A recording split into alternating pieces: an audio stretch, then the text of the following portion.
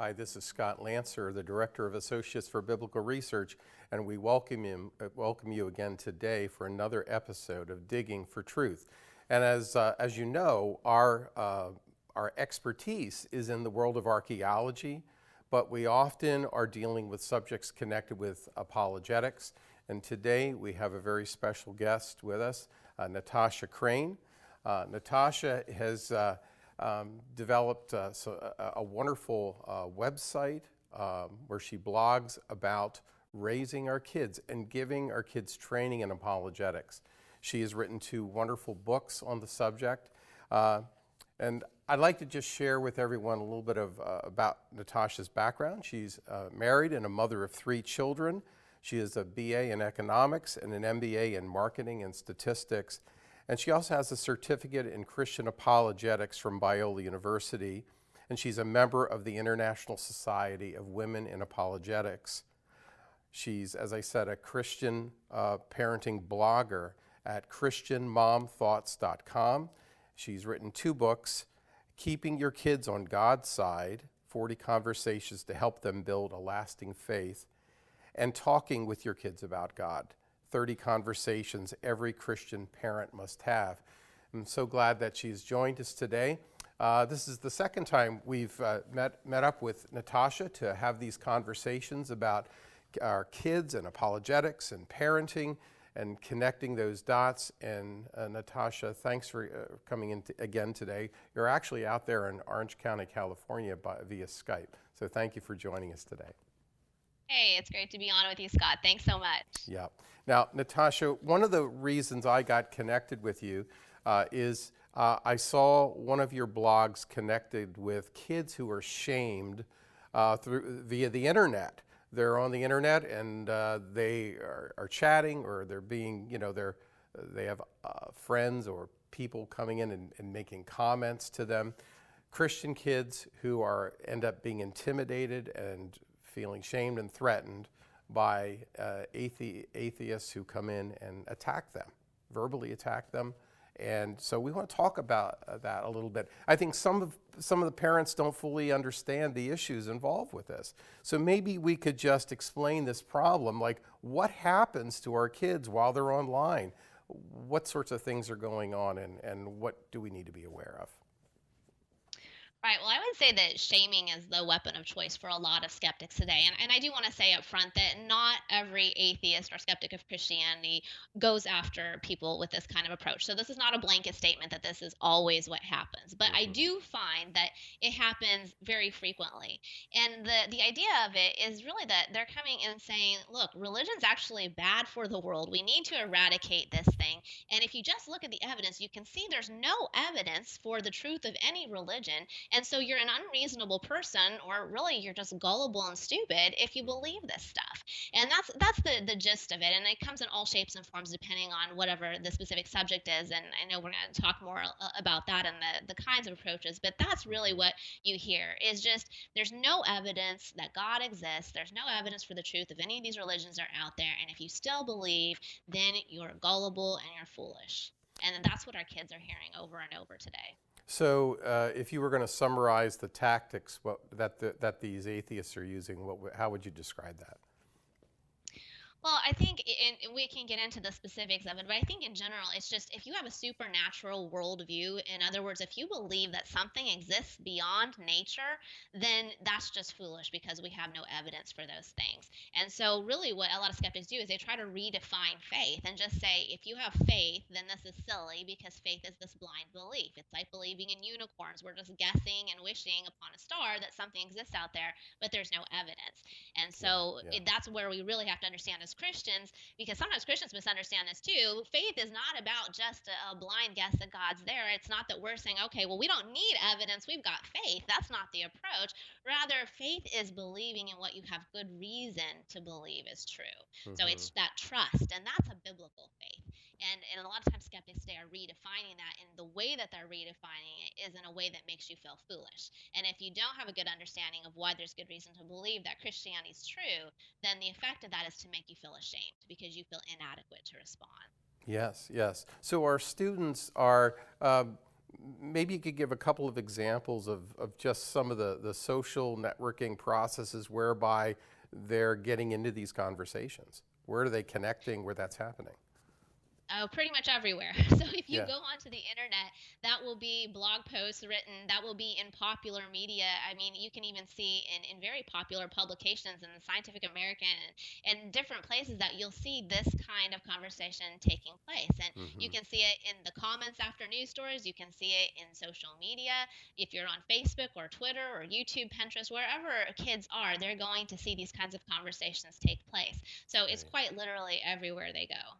And so let's break down some of those tactics that they're using. And again, this is for parents. These are particular approaches that are being taken by those who are basically giving our kids the beat down. You know, they're shaming them and they're hitting them hard. And one of the areas it's very, very common is in science. And so the first tactic we call the science thumper. We've all heard of Bible thumpers, but it's a science thumper. Explain that a little bit, if you would, Natasha. Yeah, the science thumper, or what I'm calling the science thumper, is the Hmm. person who applies some notion of science to each and every conversation about religion. So you could say something about what Jesus taught in the Sermon on the Mount, and you'll still have someone come along and explaining to you how evolutionary theory works. And the idea behind that is that it doesn't matter what you're saying about religion. It doesn't matter. It can be anything you're talking about, but Hmm. none of that matters because we've got evolutionary theory now to explain how life develops. So we no longer need God. So the underlying idea here is really just that if you're educated enough, if you're sophisticated enough, then you outgrow these childish ideas and ways of explaining the world, and now you know science. And so that's kind of the approach that they take. It's just you need to be more sophisticated and educated like us in order to really understand we don't need God to explain the world anymore. All right. Well, can you put in we only have a minute here, Natasha. How can parents respond to this particular kind of approach? Well, we need to just understand that science is the study of the natural world. It's how things work. It's like looking at your child building a marble maze and saying, I can explain how the marble falls down using gravity and the slopes and the speeds that are used. But just because you can explain how that works doesn't mean that there is no intelligence behind it. We don't look at it and say, oh, there's a marble maze. It came into existence by time and chance. We say, oh, my son must have built this marble maze. So, in the same way, science explains the workings of the natural world, but that has nothing to say about whether or not there's actually an intelligence behind it all. So science does not disprove God in any way. Yes. Well, we are going to be moving through these tactics rather quickly, but Natasha, that was a great explanation for that particular one. Maybe we'll revisit that when we come back. Thank you, everyone, for watching today. We're with Natasha Crain. We're talking about the tactics that are used by atheists to shame our kids online. And we'll be right back and discuss a few more of these tactics. We're so glad you joined us today. Bible and Spade is a non-technical quarterly publication published by the Associates for Biblical Research. Written from a scholarly and conservative viewpoint, Bible and Spade supports the inerrancy of the biblical record and is a must-read for both the serious Bible student and anyone asking if they can really trust the Bible. Archaeological evidence, properly interpreted, upholding the history of the Bible. Subscribe today at BibleArchaeology.org.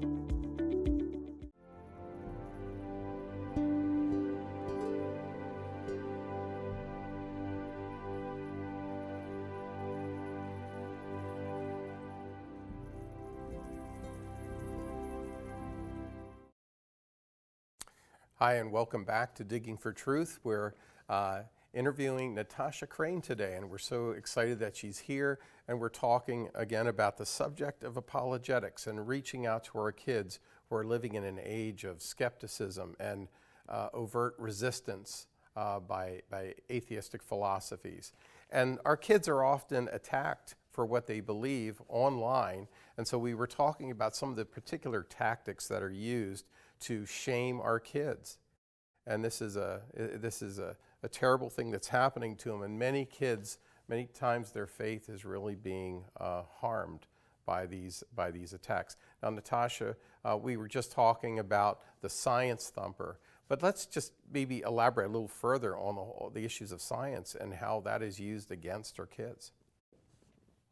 Yeah, I think unfortunately a lot of parents shy away from the science issues because they feel like, well, I'm not a scientist, I don't know about these things. But that's exactly what atheists want. They want you to feel like you don't know enough. And if we can't address these things with our kids, then they're going to listen to others. And if they don't understand the issues, they'll just accept that, well, I guess I just don't know enough. And so it's incumbent upon us as parents to understand these things, even at a big picture level, so that we can talk about the different philosophies and worldviews that are behind the claims that are being made. And we don't have to be experts, but we do have to be knowledgeable guides. This is an area that will impact your kids' faith, whether they personally care about science or not, because it sounds like in the world today that scientists are the experts on reality. And so it's very tempting for kids to listen to that, but we can't avoid the subject. That's right. We cannot. And I would encourage our viewers to go to christianmomthoughts.com. You can read Natasha's blog, where she deals with issues of science, among many other things. And of course, today we're talking about particular tactics that are used to shame our kids. So we have the science thumper, but let's talk about another one, the indoctrination informer. What's that all about, Natasha? Well, I've heard from the indoctrination informer many, many times in my years of blogging because they focus both on the parents and on the kids. So what I hear over and over is you're really doing something horrible to your kids. You're indoctrinating them. You're not letting them think for themselves because you're teaching them that Christianity is true. And on the other end of that, they shame kids into thinking, you know what, the only reason that you're a Christian is because you were indoctrinated. Don't feel bad about it. It's not your fault, but your parents basically forced you to believe this. And if you were born somewhere else, you would have been indoctrinated into something else. But now it's time to think for yourself. And so that's kind of the shaming tactic, is making you think there's only one reason you're a Christian is because your parents indoctrinated you.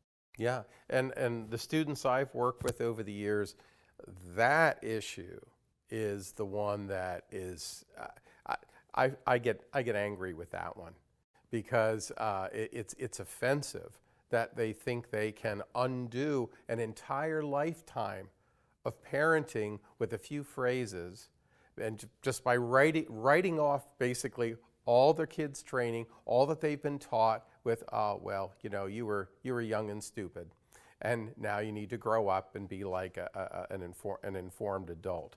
So this issue of indoctrination really needs to be better defined, doesn't it? It absolutely does. And in fact, I find that both Christians and skeptics use the word incorrectly. A lot of Christian parents will say, I'm proud of it. I am indoctrinating my kids. And by that, they think that they're saying, I'm teaching my kids Christian doctrine.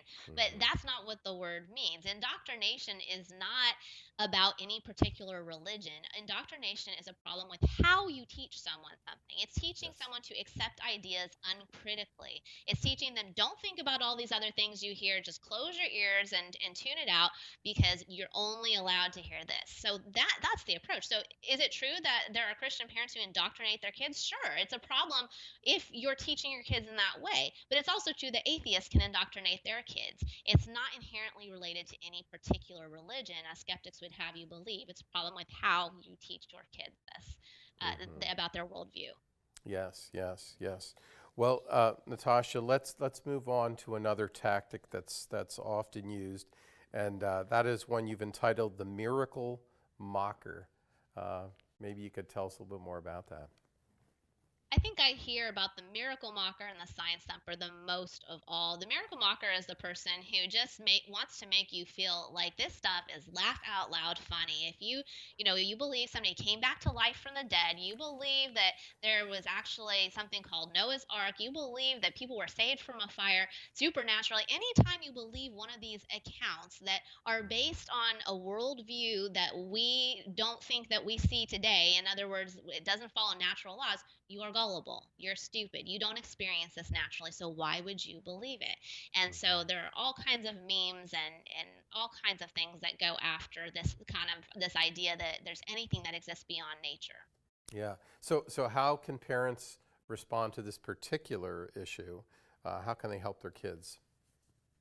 Well, we have to understand what a miracle is, and philosophers will go back and forth all day about a definition. But for working purpose, let's say that a miracle is something extraordinary that has a supernatural cause, so something outside of nature.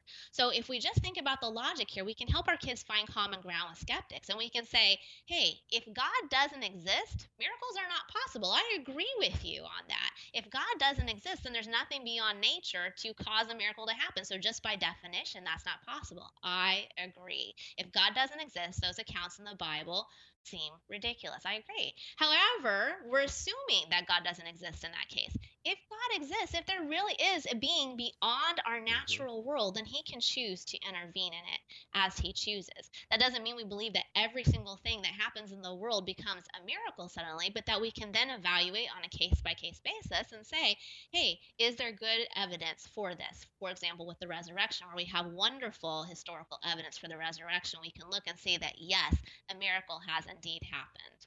Yeah. So helping our kids with that logic is so critical. If God exists, miracles are possible. If God does not exist, miracles are not possible. It helps them find that common ground and really identify the underlying philosophy that people have behind their worldview.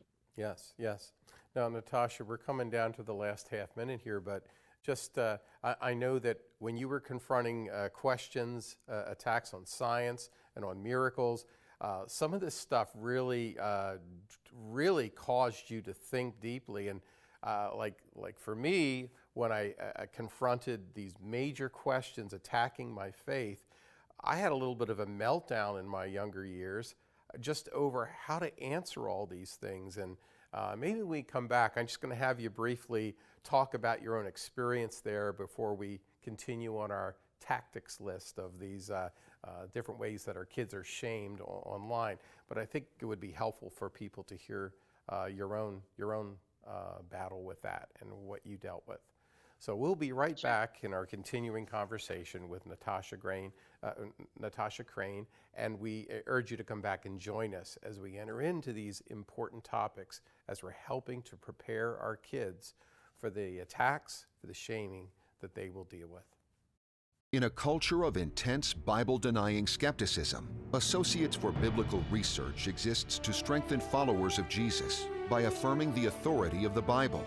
Our archaeological fieldwork and original research form a strong foundation in upholding the reliability of the Scriptures for students or anyone asking if they can really trust the Bible. Please visit our website and partner with us by joining our prayer team or financially supporting this ministry. And thank you for standing with us.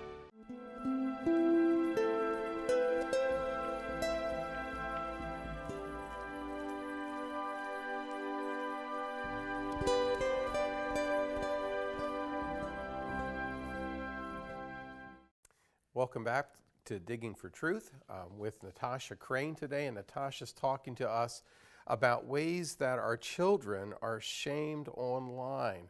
Oftentimes some of those tactics and approaches that are taken, some of the atheists that are out there, they are well prepared, and they come in and they bring an onslaught of information.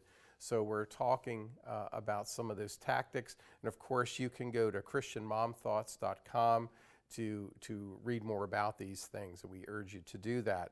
The last segment, we touched on this issue of just how overwhelming it is when you first enter into this world where science and miracles and these major issues are under attack. Natasha, maybe you could just briefly tell us of your own battle that you went through in regards to that.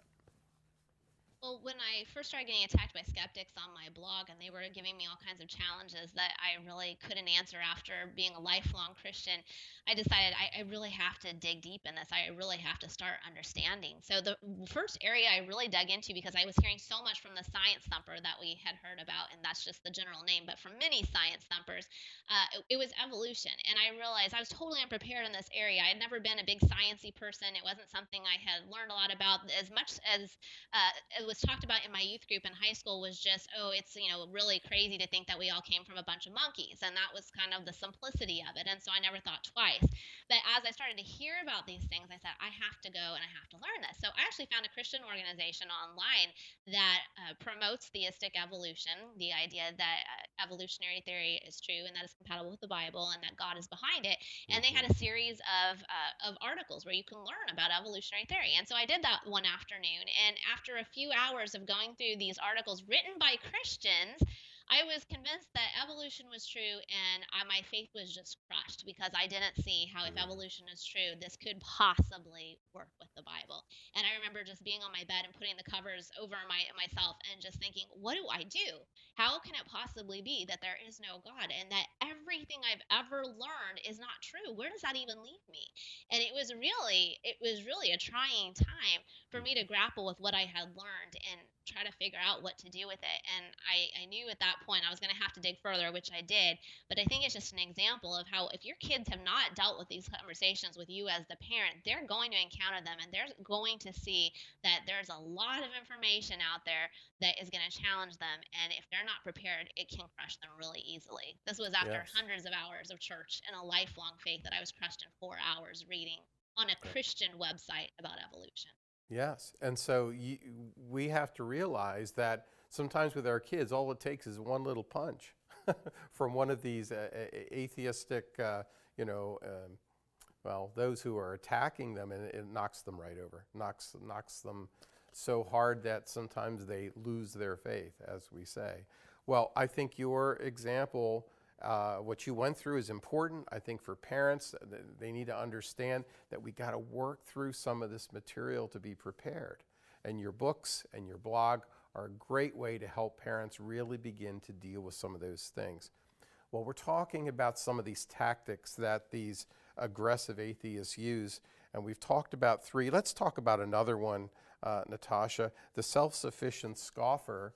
How does this tactic work? Well, this is a person who's a little bit more passive in how they're doing the shaming, but it's shaming nonetheless. And the basic idea is that they say, it's okay, I guess, if you need God. I don't need God. I used to be a Christian, but then I realized that I didn't need that to either be a good person or to survive well in life or whatever they want to follow that up with. So the idea is God's an emotional crutch. He's not real. And it's okay, I guess, if you need that, but I don't need that. And so it's sort of a passive way of scoffing and saying, I'm self-sufficient. I don't need God. And I guess it's okay if you do. Yes. And this stuff, it just comes across displaying breathtaking arrogance, actually, but it sounds so smooth. And who doesn't want to seem to be self-sufficient and in control? And so they appeal to that sort of thing. How can parents respond to this particular sort of attack? Well, I think that the person who typically says that they're now self-sufficient, they developed a faith when they were younger based on some kind of felt need. So it wasn't because they thought Christianity was true, but rather because they did feel that emotional need for it. They did feel a need just for some kind of comforting idea that there's a big man up in the sky. And a lot of times they'll call God the big man in the sky. And so the unfortunate part of that is that, of course, God is our comforter. There's no doubt about that. And there is that emotional benefit. But God is also real. And so we don't want our kids to build a faith just based on a felt need. We want them to build their faith based on the foundation of understanding that there's good evidence that Christianity is actually true. And once we understand why there's good reason to believe Christianity is true, we build our faith based on that in relationship with God, and not because we just want it to be true. Because if you just want it to be true and there's no reason to believe it is, it's really easy later to convince yourself, well, okay, I no longer want that to be true. I now want to be my own authority. I'm going to leave that behind. I no longer need God. Yes. Well, there are a number of other tactics that are used. And of course, if folks would go to your website, they'll be able to read up on those things. Today is just a great way to introduce parents to this good work that you have done.